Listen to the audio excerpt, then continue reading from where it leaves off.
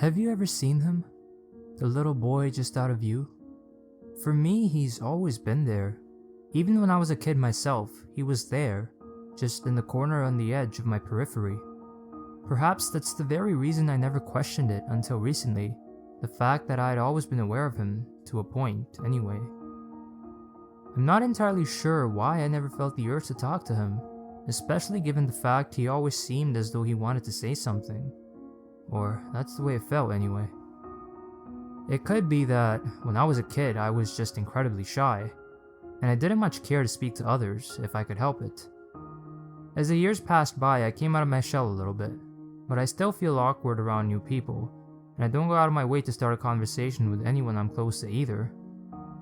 Of course, regardless of the fact that I feel more at ease when I'm alone than when I'm around people, I've never been truly by myself, as he has always been there, just to the side of where I'm looking. I asked my dad about him once to see if he had ever seen him. He made a strange expression when I approached him with it, but he wouldn't give me an answer, whether or not he was familiar with the boy or if he just feared I may not be of the most sound and stable mind with my claims of seeing someone that nobody else appeared to. He gave me just one simple instruction. Don't ever talk to him. So I didn't. It wasn't that hard to do, as he was still only to the side of my vision, but I could always feel his eyes on me. When I would awake in the middle of the night due to the frequent nightmares that plagued my younger years, I could still feel him staring at me. Even with my night terrors, I was never a leave the light on sort of kid. I liked the darkness. I liked being hidden by the shadows. I liked not having to see the shaggy blonde hair to the far left of my vision for a time, but I knew he was still there. When I showered, he would be just out of reach in the bathroom. When I ran around playing, he would follow along, though he never seemed to actually move. He just drifted along beside me, still in that same static, upright pose. When I went swimming at the public pool, he would be under the water, with his unmoistened hair floating to my left, still staring at the white of my eye. No matter where I went or what I did, he would come along for the ride. My dad never brought up the question I asked him that day, aside from the occasional check-in, to ensure I was staying true to my promise that I would not speak a word to the mysterious child. Unfortunately, this would bring the knowledge of my passenger to the forefront once more. I had learned to ignore him for the most part, but should I be reminded or absent-mindedly attempt to chase him down with my eyes, he would consume my thoughts for a time. You know how you get those floaters in your eye and you sort of trace your vision in pursuit of them on occasion? That's what it felt like. As soon as you acknowledge those damn things, they're all you can see for a while. Imagine that, but with a shaggy blonde kid who may have been anywhere between 5 and 10. I couldn't exactly get a full visual of him to narrow down features and the like, but I did try sometimes, especially on those occasions when he was the only thing I could focus on. When my mom died, I was around 18. She had been through a lot in her life, which had led her to the more than occasional stay in one mental institution or another, but my dad always stood by her side. I never really knew what ailment she suffered from, but on the night after her funeral, my father and I shared our first drink together, something that would become a tradition in the years that followed. We didn't speak much as we both gazed off while sipping slowly on the 12-year-old scotch my dad favored, over the cheaper one I would grow more accustomed to later in life. Those first swigs burned my throat, but it's not as if this had been my first drink of alcohol, only the first time I sampled something other than the cheap beer my friends would be able to get their hands on. The more I drank, the more I enjoyed it. Of course, the more my head grew light, the more I felt up to discussing what had happened to my mother. Before my dizzy mind could conjure the best words to approach the subject, my dad began to speak, effectively snapping me back to reality. You still see him? The kid? He still gazed out into the world beyond the window of our living room as he spoke. It almost felt as though he didn't want to look at me, though that could have been no more than the effects of the booze, inspiring a bit of paranoia in my thoughts. Yeah. Even right now? Yeah. Naturally, him bringing up the subject caused my eyes to attempt to chase down the image of the boy, but he followed his normal course of floating away from my pursuing irises. You still haven't talked to him, right? Yeah, no, I haven't. He just nodded. He still would not break his stare from the darkened world beyond the glass, but I attempted to meet his gaze nonetheless. Why shouldn't I, talk to... Just don't. Don't ever. He finally faced me as he barked the words, giving me a look I had never seen on his face before. It felt like something between where rage and soul-crushing pain met, to my untrained eyes anyway. He still glared at me for minutes after his words caused my hands to tremble, though it almost felt like we were locked in that dead stare for much longer. I knew he was hurting, and I was too for that matter. My mother had been almost more of a guest star in my life, like a cameo who would come on screen for a few minutes. She would stick around for an episode or two and then disappear until a season or 3 down the line. But I can't say I ever really knew her all that well. She spent so much time behind the walls of one hospital or another, be it a medical facility or a psychological one was dependent on the day, it seemed. Surely it was one of her numerous physical ailments that put an end to her life, but I knew as little about those problems as the ones that put such a strain on her mind. I don't imagine it will come as much of a shock to any who have been listening along what the truth of her mental anguish was. She saw him too, my dad said, finally cutting his eyes back to the window. It didn't exactly come as a shock to me either, but it still awakened an array of both rational and completely irrational questions in my head, the first and foremost of which was, did she talk to him? He returned such a brief and subtle nod I could barely make it out. A single lamp was the only thing illuminating the room while we sipped from our glasses, but there was still enough light for me to see the boy. It almost appeared as though he had nudged a little closer into view. It was as though he stood right in front of the chair my father sat in, as I watched him stare out into the moonlight's glow upon the trees. I thought it may have been no more than the effect of the strong whiskey that had begun to blur my sight, causing single images to blend into multiples, though the mirage of my dad, just a little behind where he actually sat, was not mimicked by the boy, who still stood alone. Just don't. Don't ever. I won't. I wouldn't. Is that what? I couldn't finish the question as I felt it required no answer. I was certain that whatever this boy was had somehow driven my mother to the madness that kept her sealed within the padded room for months at a time, though it terrified me to imagine in what way he had accomplished this. Unfortunately, I would eventually find those answers. To this day, I still wish I had listened to my father on this one.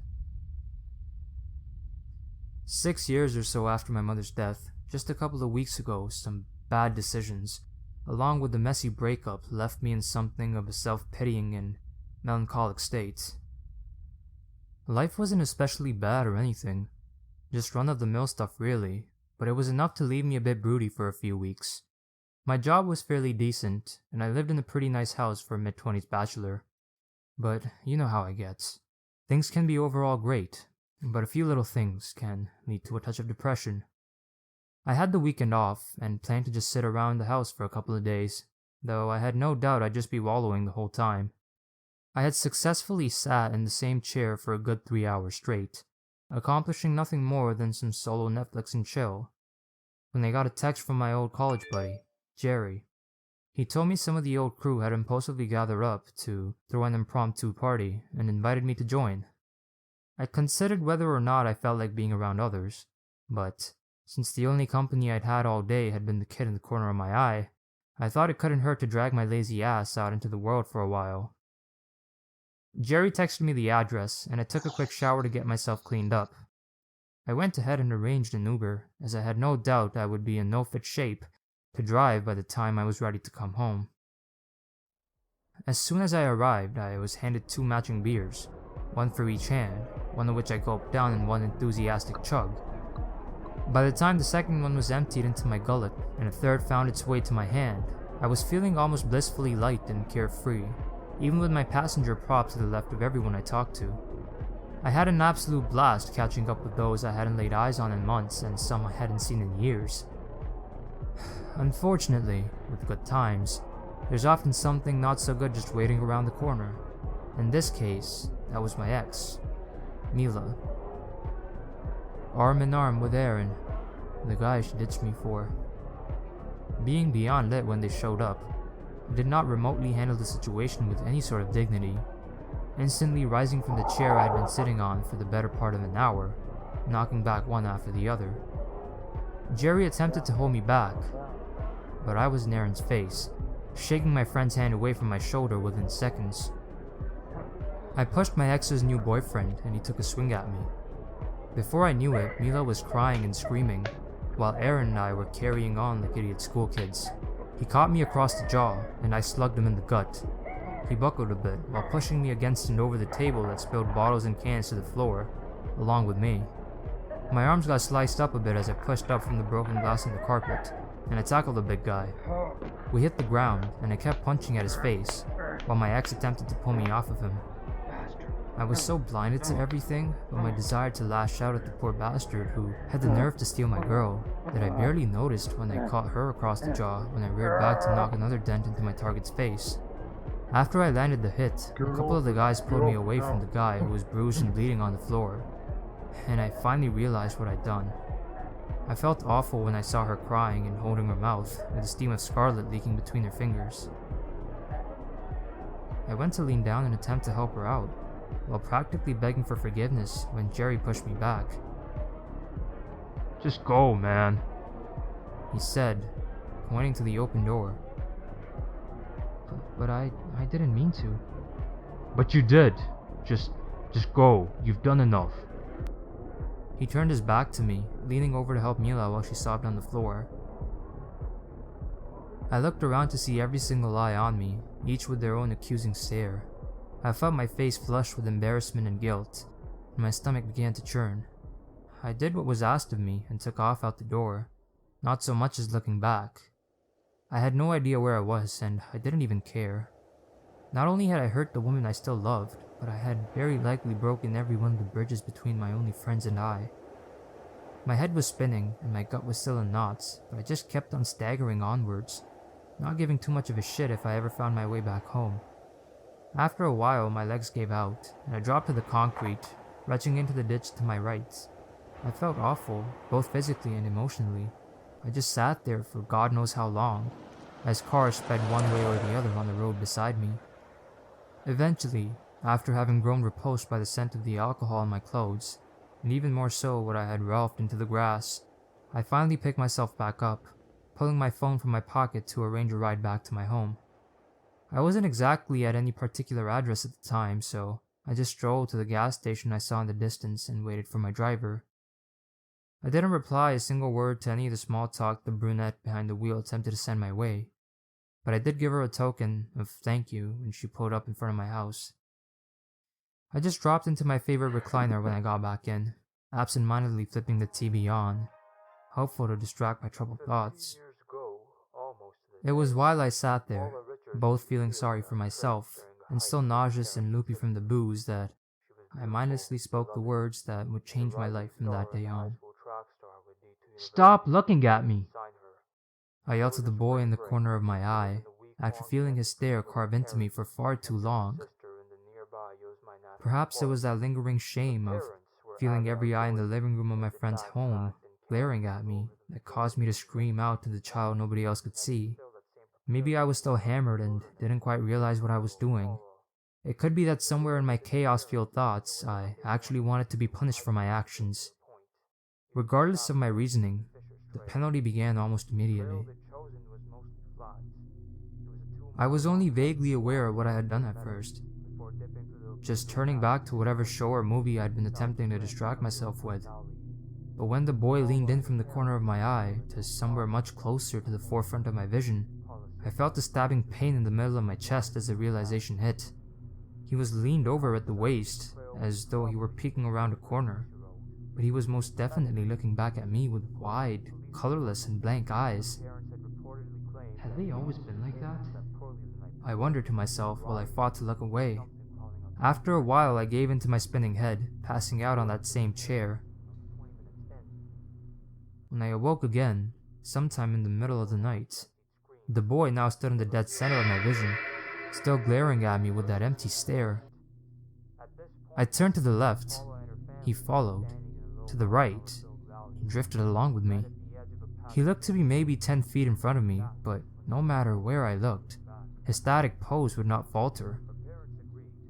Though my pulse quickened with the growing fear that I would now be forced to endure his now being perched before me from now on, I staggered to my bedroom, with the child guiding the path before me. I dropped into my bed to see him with his back seemingly flat against the ceiling, still staring down at me. Even when I closed my eyes, his image remained, surrounded by the darkened nothingness. Fortunately, I was still both physically and mentally exhausted, so I found my way back to slumber. But he was waiting for me when I awoke. I had rolled onto my side through the night, so when I came back to awareness, it looked as though he hovered above the ground sideways. I felt tense all over as I pulled myself free of the blankets, following the boy who faced me in the direction of my bathroom. My shower wasn't large by any means, but it looked as though he was embedded into the tiles while I washed myself. He stood against the back wall while I dried myself off, and floated across the floor in front of me as I walked back to my bedroom to fetch some clothes. Even when I held up my phone to place the call to my father, he peered over the top of it. As my finger hovered above the icon of the goofily grinning picture my dad had allowed me to take some years ago, I closed the application. I wasn't quite ready to admit that I had indeed done the one single thing he warned me against. I attempted to convince myself I could live with this. I'd gotten used to him being in the corner of my eye. Surely I could grow accustomed to his new position. I tried to convince myself of this, though my heart continued to beat at a much faster rate than usual. As the day progressed, my mind was consumed both by the mess I had made of my friendships the previous night, and the child I could no longer escape. I could still see my television around the kid, but he would not exactly move out of the way enough for me to get a full view. Still, I hoped I could handle it. Yes, this was bordering on a full-on disability, as I only had partial vision around the little bastard, but I could deal with it. Sure, I was trembling all over and felt as though I had to convince my lungs to continue doing their job, but I could do this. There are far worse ailments that others deal with on a daily basis after all. That's what I told myself anyway. That day ended the same way, with the boy pressed against the ceiling, but the morning was a little different this time. As I lay on my side, staring at the vacant eyes, the boy began to move. I sat straight up, unable to look away, and believe me, I tried. His head loosely flipped around as he casually strolled closer towards me. I even tried to back away from him, but that only made it appear as though he was moving in faster. Every muscle in my body tensed as I watched him close the gap between us, with his soundless steps far slower than my racing heart. He stopped around 5 feet away from me, but he did not stand still anymore. He swayed from side to side, with his arms lazily swatting his hips like dangling pendulums. I even felt my head following him as he idly wobbled from left to right, transfixed by the disturbing image, while the pulse in my neck felt as though it was fit to burst. Now that he was closer, I could see that his skin was somewhat translucent, revealing veins and rippled muscle tissue behind the surface. There was a subtle throbbing at his temples, which felt as though it beat in time with the blood pushing through me. I had never paid much attention to his clothing before, but now that he was encompassed a far more significant amount of my field of vision, I saw that he was not dressed like someone from this time period. He wore a white short-sleeved button-up shirt, with a sort of tweed-looking vest and similarly patterned shorts. His gray socks came about halfway up his shins and down to brown, dressy-looking shoes. All of his clothes appeared to be layered in dust or soot, but his pale, see-through flesh looked abnormally clean in contrast. Even the shaggy, short blonde hair looked clean, albeit a bit messy. Though it was now quite a bit more tricky to see much around the kid, I still tried to go about my day as I had the previous one, but I was growing more and more afraid that I could not handle this after all. He followed in front of me for every step I took, and though he still did not completely distract me from my self-loathing, he sure as shit didn't help my chaotic thoughts. Part of my mind attempted to convince me I deserved this, but I wouldn't buy into it. Yes, I had acted like a complete asshole at the party, but nobody deserves whatever the hell this was. The next day he moved closer again, stopping only 2 feet from my face. I could even smell him now.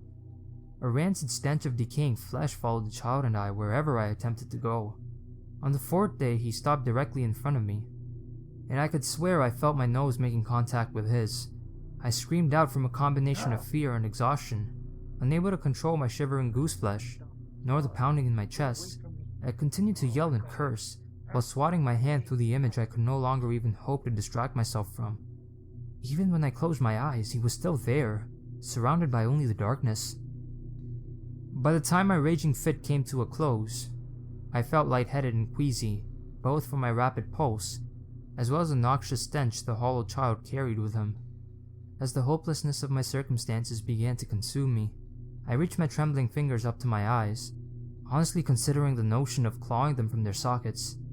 I clenched my fists before they made it to their target, but I could not escape from the idea this may very well be my only way out of this. It was becoming more and more difficult to breathe, forcing me to either calm my ass down, or just allow the borderline hyperventilation to cause me to pass out. In all honesty, I leaned to the latter, but I knew he would still be waiting for me when I came to. Once I finally managed to regulate my intake of oxygen to something still far more erratic than my normal breathing patterns, I focused my attention back on the boy, though that wasn't exactly hard to do as he was the only thing I could see anymore. He had appeared maybe a little over 3 feet tall, but his face was right at my own. Whether he was floating in some way, I couldn't say, as no matter where I looked, all I could see was his lifeless eyes glaring into mine. When I attempted to look down, it was as though his head sprouted from my chest as we still peered nose to nose at one another. Just as I was preparing to finally give in and attempt to call my father, things got even more grim, causing me to lose my fight to keep myself from losing consciousness. As I felt around the nightstand for my phone, the child reached his own hands to his face, mimicking the brutal actions I'd almost considered inflicting on myself. He moved so slowly as his fingers dug into the lids and meat wrapped around the top of his eyes, causing a thick and moist, darkened and foul-smelling liquid to ooze from within. I screamed out once more, in a far more horrified manner than before, as the boy tore away gristled chunks of flesh, along with the blank and lifeless eyes, dropping his arms to his side when the work was done. Even as he stepped closer to me over the previous days, he was silent. His footsteps did not so much as creak across the floor, but I heard everything he had just performed before me. I retched from both the sounds and sight of what I had just witnessed. I gasped for air in between more frantic and frenzied screams. While my heart threatened to explode from within my chest, my head grew dizzy and loopy from my constant wails, refusing to allow remotely enough oxygen to get through. I blacked out before I even realized I was close to losing consciousness. The gaping and grotesque wounds from where the child's eyes used to reside appeared far less fresh when my eyelids sprung back open, and though the symptoms that left me on the floor had not dissipated, they had calmed somewhat. I was finally able to place the call to my father, which was no easy task as I could not see anything other than the boy through my periphery anymore, where he had once dwelled before I spoke to him. I could instantly tell that my confession made my dad both angry and saddened. He came to pick me up, and he drove me back to the home I used to share with him and my mother, back in far more simple times.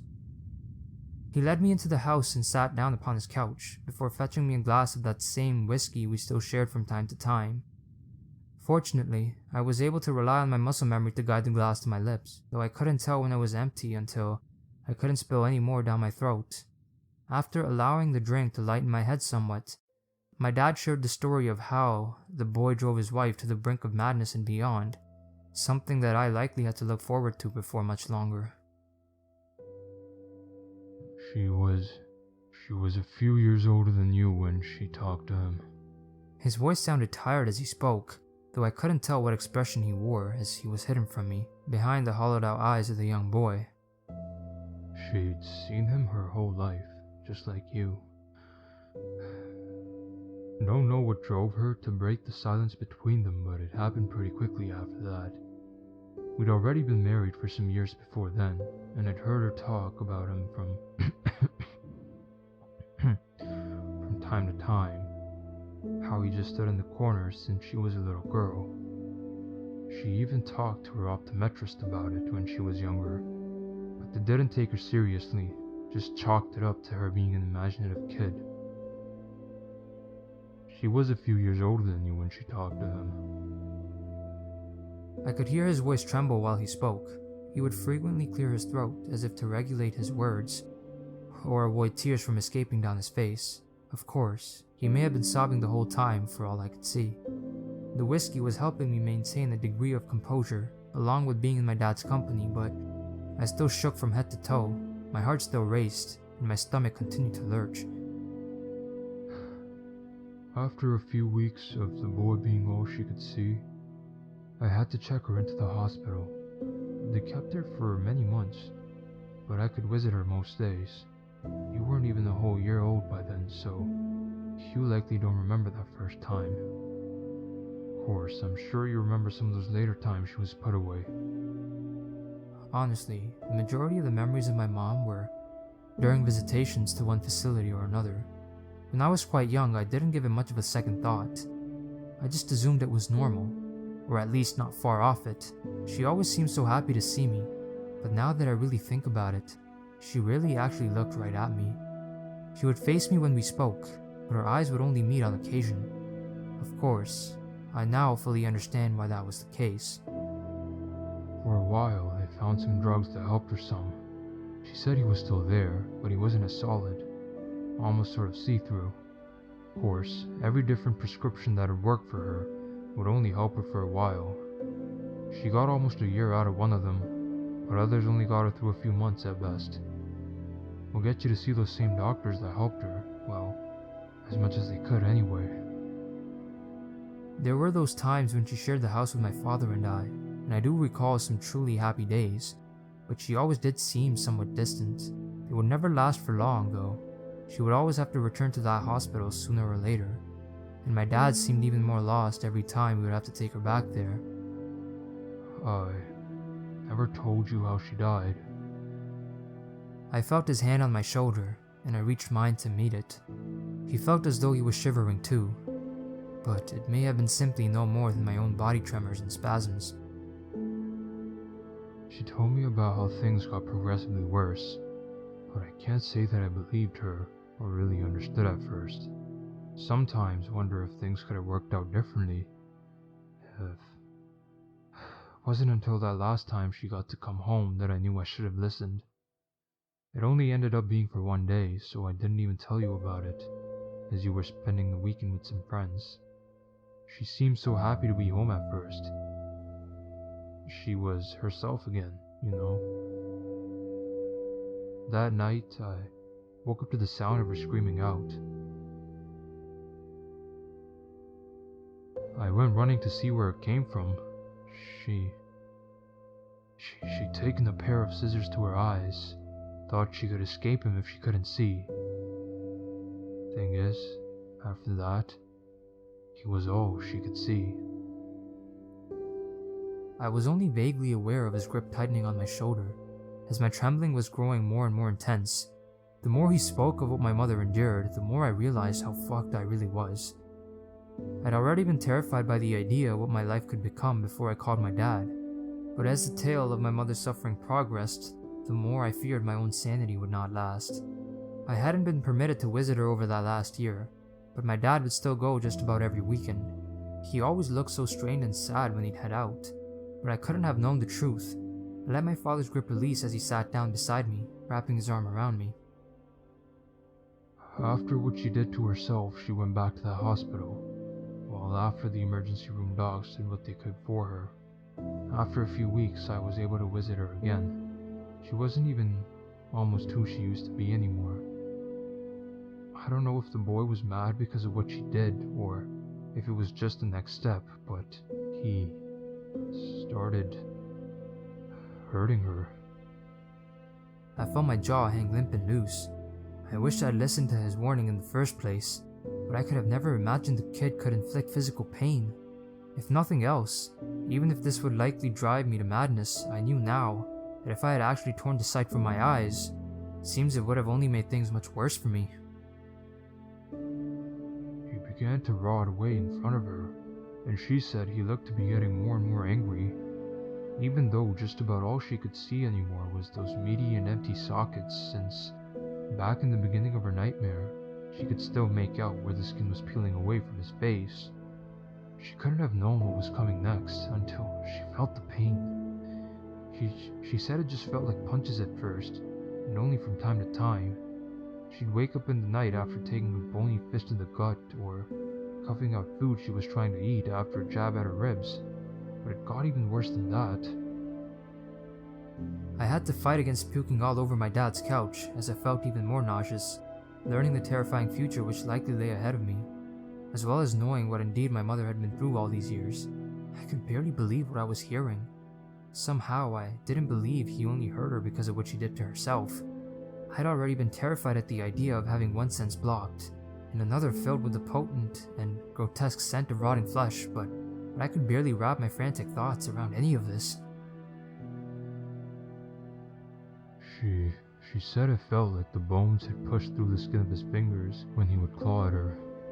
She had gashes and yellow bruises all over. The docs thought she was doing it to herself. They even tried to strap her down so she wouldn't hurt herself anymore. They'd still find her bleeding by morning. I'm sure it isn't too hard to figure out by now, but she just couldn't take it any longer, I suppose. She'd been locked away for a long time by that point, hidden away behind those padded walls. I would still get to see her occasionally, but I couldn't let you see her like that. I can't know how she got her hands on enough pills to get the job done, but they said she'd swallowed a good 30 of them. I could practically hear the tears now that they had finally unleashed as my father's voice quivered and cracked. I had been crying this whole time myself, but it made things even worse when he joined in. In some ways, I wasn't surprised by what he told me. Not about my mother's suicide anyway. I think I had suspected it since she passed. Those other revelations, however, almost caused me to scream out again. From what he said, it could be years before I was that far gone, but it still hurt to hear how much she had suffered. As well as the realization this could potentially be my own fate too. We talked and cried a little more before the drink left me feeling drowsy again. My churning stomach settled enough for me to get to my feet. My father led me to my old bedroom. I dropped into my childhood bed, allowing the darkness to wrap around the image of the boy who hovered just beyond the tip of my nose. I could still feel his foul stench, but I had already begun to grow accustomed to it. Yes, it was awful, but not intolerable. Not to a moderately tipsy and groggy individual anyway. Within the days that followed, my dad took me to see my mother's old doctor. Well, one of them anyway. She went through quite a few in her day, but this guy had been the most effective in treating whatever the hell this was. Given his experience with my mom, he prescribed me something called clozapine. It's apparently some sort of antipsychotic, but he found it particularly effective on my mother's symptoms. It took a few doses, but within a week the smell subsided and, just as my dad told me, the boy became somewhat transparent. Yes, he's still there. I still see those hollowed out, meaty sockets every second of every day, but I can also see the world behind him now. It's not perfect, and I'm sure it won't last, but I'll try to take it until I can't anymore. I'm still far beyond scared, but things are a bit more tolerable for the time being. Why my mother and I were cursed with it, nor who the hell this kid even is, but I can only hope there is a way of avoiding my mother's fate. I have no way of knowing if there is any chance of escape, but I have to find out what I can about him and why he appears to be set on punishing my family. If there is a way out of this, it has to be hidden behind the identity of the boy. My father said he'll help me look for answers, though he had attempted this very investigation during the years my mom spent living in this hell. I have to try though. I may never locate the truth behind all of this, but if I should, I'll post what I find. If it happened to us, it's very possible it could happen to others too. It's probably a long shot, but if anyone listening knows who or what he is, or whatever this curse is, please help me. It's only a matter of time before the world beyond the boy who used to dwell in the corner of my eye is hidden away from me for good. I don't know if I have the strength my mother had. I doubt I will survive for long when the medication stops working. Even now, while things are likely as tolerable as they may ever be again, I feel my sanity waning. Just please trust me on this. If you should see the little boy in the corner of your eye, don't make the same mistake I did. Never, ever speak a word to him.